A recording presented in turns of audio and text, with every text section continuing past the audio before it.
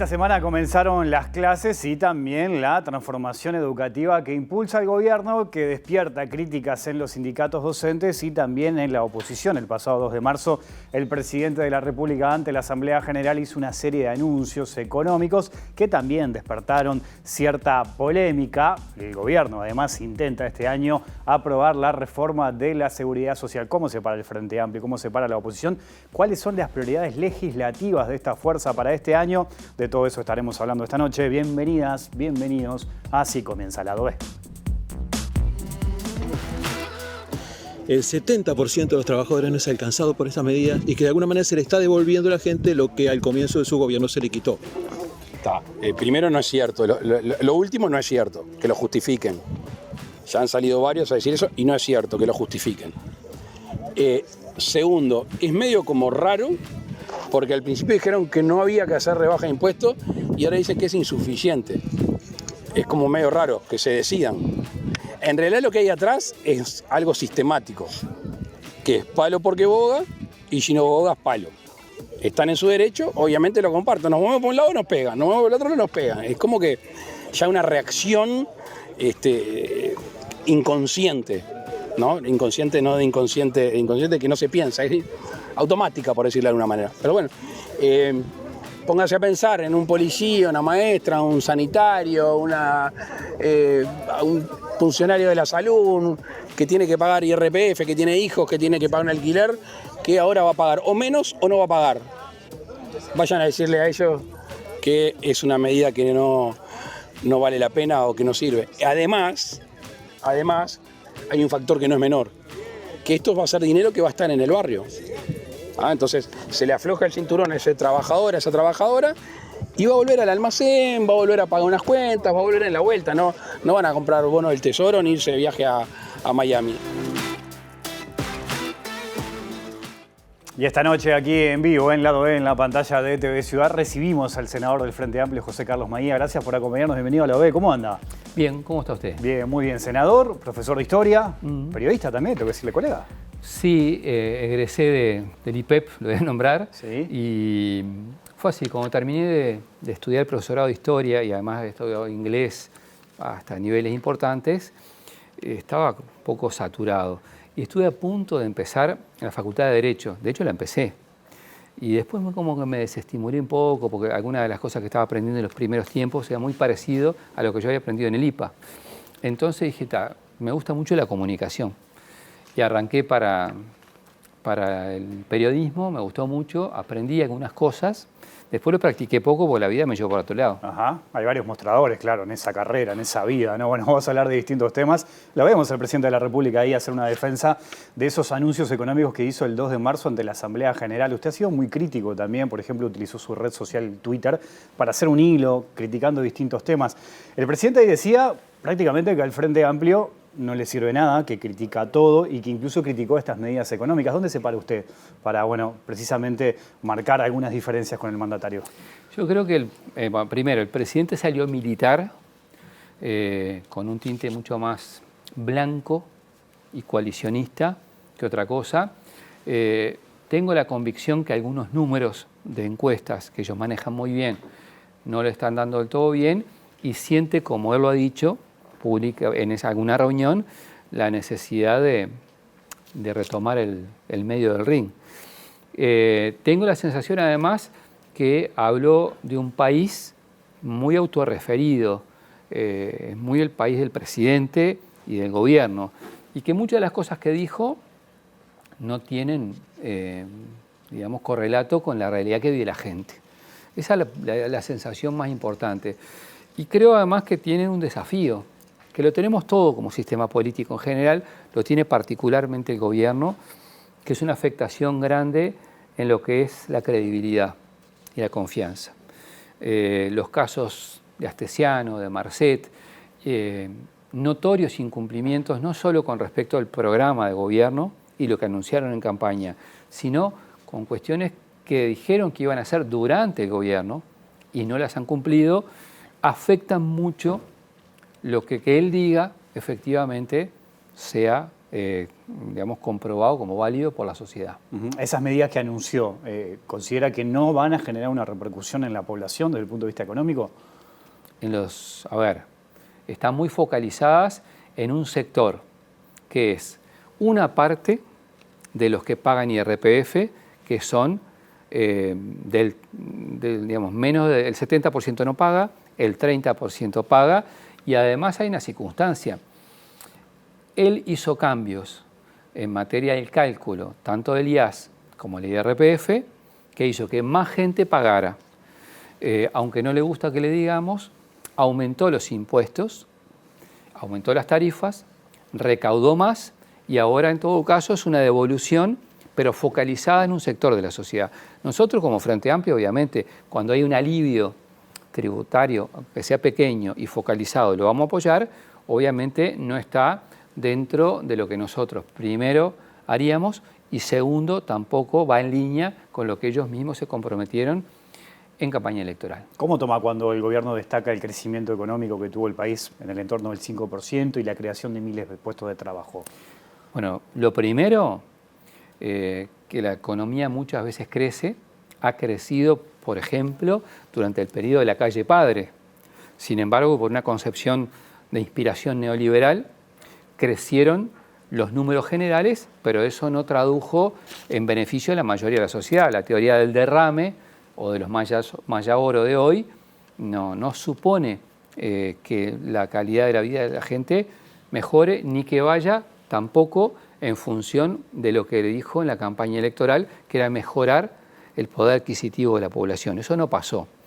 Y después, con respecto a los empleos, me llama mucho la atención que se haga medio a la barrida, porque ustedes saben que, por ejemplo, los empleos que se generaron con recursos nacionales a través de las intendencias, trabajos muy precarios, trabajos que eran zafrales, fueron de 15.000, 20.000 pesos por mes. Y si mi memoria no me falla, espero no equivocarme, eran más o menos cerca del 35-40% de todos los empleos generados. Por tanto, el empleo de calidad y la calidad de los empleos también bajó mucho. ¿Cómo toma cuando el presidente critica el rol de la oposición en el caso Astesiano? Ha dicho que el Frente Amplio prácticamente ha puesto el foco en eso, incluso también ha criticado de que a veces se ha pasado de la raya. ¿Cómo ve usted la actuación del Frente Amplio en este caso y cómo ve lo que pasó precisamente con el caso Astesiano? Voy por lo segundo, después por lo primero. A ver, creo que lo que pasó fue un daño importante para la credibilidad del gobierno, para el Uruguay en su conjunto, porque daña desde el punto de vista de la gestión la credibilidad, eso y la combinación con el caso Marcet, porque además, a ver, episodios complejos le pueden pasar a todos los gobiernos. El tema es cómo se reacciona ante ellos. Y acá pasamos de una persona que exclusivamente llevaba la seguridad del presidente y su familia, pasamos por el perejil, por el charlatán, por el mitómano, y sin embargo todos los días aparecen audios, aparecen chats e información que compromete a la gestión, porque demuestran que no era una persona que era un guardia de seguridad que exclusivamente se preocupaba de la seguridad del presidente y su familia. Tenía mucho más juegos. Y yo creo que la oposición ha tenido una actitud muy responsable, ha hecho señalamientos institucionales y ha criticado lo que tiene que hacer. Creo que al presidente no le gusta mucho la crítica. Y ese es un problema con el cual tendría que saber convivir. ¿Considera que el Frente Amplio le puede sacar jugo político al caso Astesiano pensando en la próxima elección? Falta una vida para la próxima elección, falta mucho. Me parece que el problema que yo veo es que a veces estamos medio como cargados en el Uruguay de electoralistis. Estamos todos como haciendo una especie de especulación de qué puede pasar con un movimiento u otro. El Uruguay tiene bloques, no digo consolidados, pero fuertes, y en el medio una cantidad de gente que se autodefine de centro. Yo creo que el problema mayor está, insisto, en que el presidente y el gobierno están perdiendo gradual y sostenidamente credibilidad y confianza en la sociedad o una parte de ella. Mencionaba recién en la introducción, bueno, docente de historia. ¿Hace cuánto que no da clase? Bueno, hace 2 años que no doy clase, porque ¿qué pasó? Las circunstancias, temas de salud, me llevaron a que tuviera que cubrir las licencias de Danilo Astori por razones de salud durante todo este tiempo. Cuando vos elegís las horas, las elegís para todo el año. Y la Cámara de Diputados funciona en un turno, en términos liceales, y el Senado en otro. Y bueno, preferí tener la certeza de qué horario tenía más adelante. Extraño mucho dar clases, porque si hay algo que soy, es profesor. Y di clases en forma honoraria en secundaria durante 25 años aproximadamente. Y es un poco el cable a tierra, que para ser bien claro, muchas veces lo extraño horrores. ¿Hoy, en la actualidad, también lo extraña? Sí, claro, porque además a mí me pasa que yo tengo hijos adolescentes, jóvenes y adolescentes, y me dicen, tenés que volver a la clase. O sea, los porque los saturo, porque ¿qué pasa? Yo qué sé, de noche, tarde, a veces me toca hacer media ave nocturna, entonces cuando estamos en la cocina les caigo y me pongo a hablar y a gesticular como ahora y le hago relatos, porque es un poco lo que siento como una boca. Está en el ADN mío. Docente de historia, 25 años de manera honoraria en Las Piedras, siempre en los liceos de Las Piedras. Sobre todo, sí, en Las Piedras, de Manuel Rosé, que fui donde fui estudiante muchos años, en el Liceo 3 de Las Piedras, que es en el barrio Obelisco, en el 18 de Mayo, que hoy es el municipio 18 de Mayo, si no recuerdo mal, también en el Liceo 2 de Las Piedras, en esa zona, di muchas, sobre todo cuarto año, porque me gustaba mucho el programa, porque es siglo XX, y porque además mis estudiantes no votaban. Entonces, nada, no quería tomar riesgos tampoco. ¿Qué tipo de riesgos, por ejemplo? Porque le advirtieron antes. No, yo tuve en un momento un señalamiento en el Parlamento porque daba clases y lo tildaban inconstitucional, incluso violar la laicidad. Y recuerdo haber hablado antes de dar clase con gente que lo había hecho, porque no era que había inventado la pólvora. Y conversé, me acuerdo, con Carlos Julio Pereira, conversé con Yamandú Fau, para nombrar 2 de los partidos tradicionales, que lo habían hecho. La diferencia conmigo es que yo lo hice durante muchos años. Y bueno, me parece que tener esa vocación y hacerlo en forma honoraria es algo que es una opción que yo tomé y que lo hice y lo volvería a hacer. Bueno, ahora no sé si le voy a preguntar a los dos, al docente y también al legislador. Comenzaron las clases, el gobierno está poniendo en marcha esta transformación educativa que ha generado bastante polémica, discusión. Los propios docentes, sindicatos han dicho que no fueron tenidos en cuenta en la discusión. ¿Qué lectura tiene de esta transformación? Que es un eslogan muy bueno, pero que los contenidos no son cambios sustanciales en muchas cosas, que los cambios que se llevan adelante tienen un problema en cuanto a la gestión de los mismos. Es decir, vos podés tener una determinada idea y propuesta, pero yo veo que está mucho como atentando los procedimientos contra los objetivos finalistas. Porque si vos me decís, bueno, mire, yo quiero una educación que mejore los niveles de equidad. ¿Quién no va a querer eso? Que mejore la calidad de los aprendizajes. Ahora, algunas de las medidas que yo veo que se han puesto en marcha o ya existían con otro nombre o en algunas cuestiones por la implementación me genera mucho ruido y creo que no son buenas. ¿Por ejemplo? Por ejemplo, el tema de la repetición. Cuando yo escuché ayer o antes de ayer al presidente del CODICEN hablar de la prórroga de la repetición. Es un eufemismo. El problema que pasó fue que usted tuvo todo el año 2022 y sobre fin de año resolvió que los estudiantes de educación media podían pasar de año, en vez de con 3 bajas, con 6. Por lo tanto, en términos de fútbol, agrandó el arco.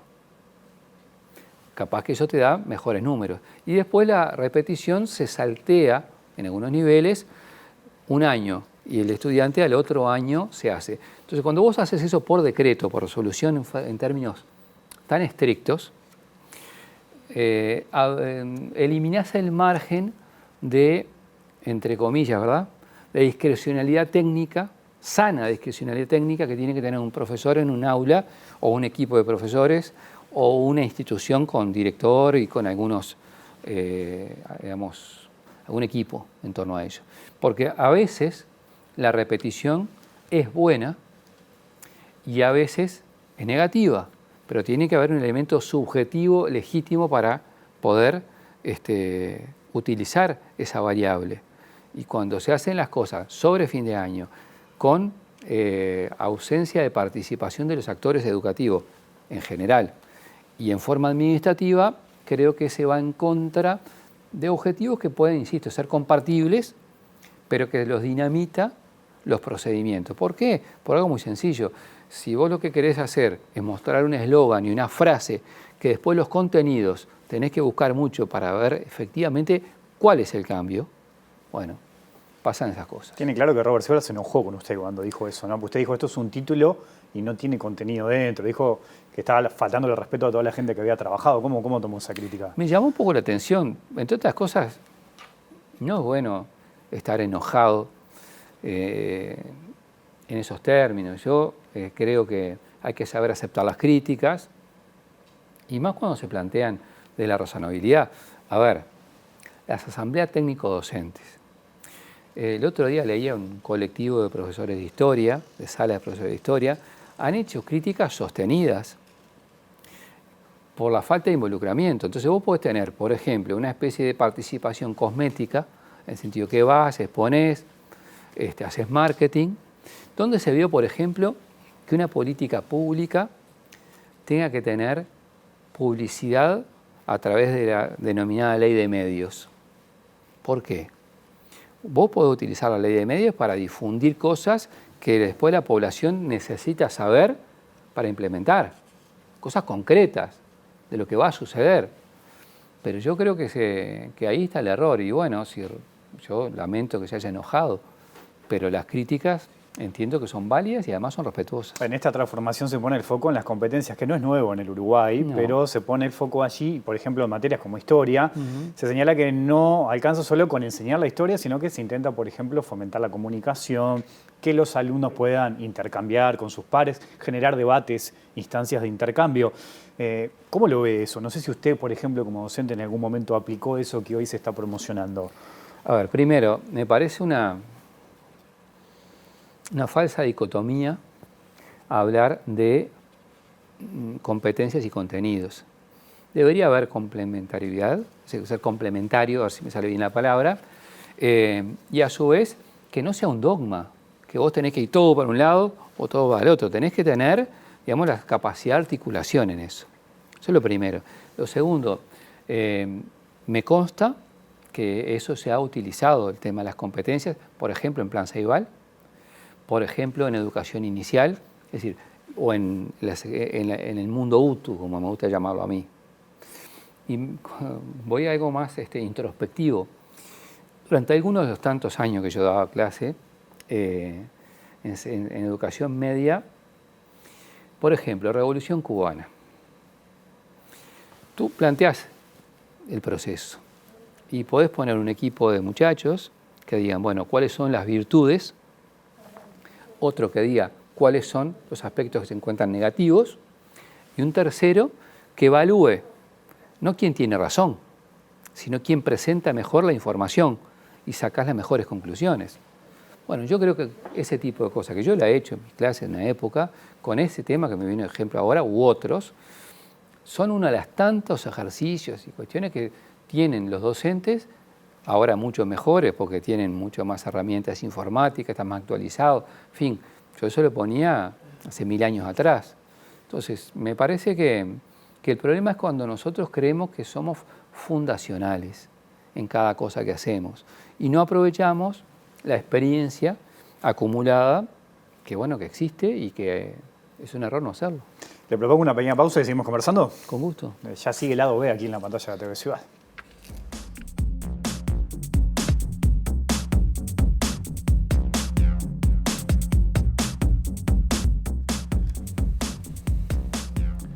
Seguimos en vivo aquí en Lado B en la pantalla de TV Ciudad conversando con el senador del Frente Amplio de Asamblea Uruguay, José Carlos Maía. Hoy sesionó la Comisión de Constitución y Códigos del Senado, ¿no?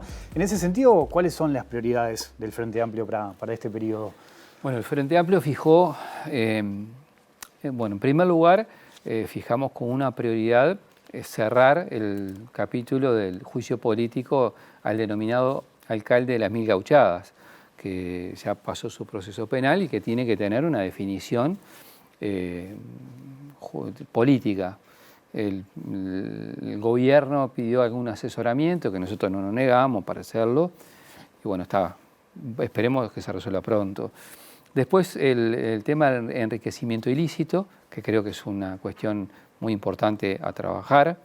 Delitos, digamos, la imprescriptibilidad de delitos sexuales. La JUTEP, en cuanto a mejorar sus potestades, han habido una cantidad de casos que se ubican, según algunos actores, en el limbo, y algunos proyectos que no son nuestros, pero que creemos que tienen que atenderse, como por ejemplo uno que presentó sobre fin de año el Partido Colorado y que habla de cambiar algunas de las sanciones que puso la LUC por ejemplo, a mujeres que por distintas razones le acercan droga a sus parejas y terminan una cantidad de años presas. Un delito de 4 años por ingresar droga a cualquier centro penitenciario. Que no tiene proporcionalidad con narcos pesados. Aquí en el lado hemos conversado con distintos legisladores de distintos partidos políticos y todos coinciden con esa mirada. ¿Usted considera que puede haber consenso para modificar eso? Lo que pasa es que eso depende de los votos que tengamos. El Frente Amplio ya se comprometió a votar y es un tema muy fuerte, muy fuerte. Yo creo que es de justicia. Acá no se trata de premiar una conducta, se trata de sancionarla en los términos correspondientes a la tipificación. Y bueno, la LUC se le fue la moto largo. Y en esto la idea es corregirlo. ¿Y en algún otro proyecto considera que también puede haber acuerdo de estos que mencionó? Ojalá, pero todavía no sabemos cuáles son las prioridades de la coalición. Ellos pidieron más tiempo para conversar entre ellos y bueno, son la mayoría, estamos dando esos tiempos y ojalá tengamos un trabajo activo de esta comisión porque, a ver, ingresamos en el 4º año del gobierno. Tiene que haber mayor productividad. Senador Maía, le agradezco mucho su visita esta noche aquí a Lado B. Gracias a ustedes. Fuerte abrazo a la audiencia. Nos vamos, se viene en minutos la NBA. Volvemos mañana en vivo después de las 20 horas. Que pasen bien, chao.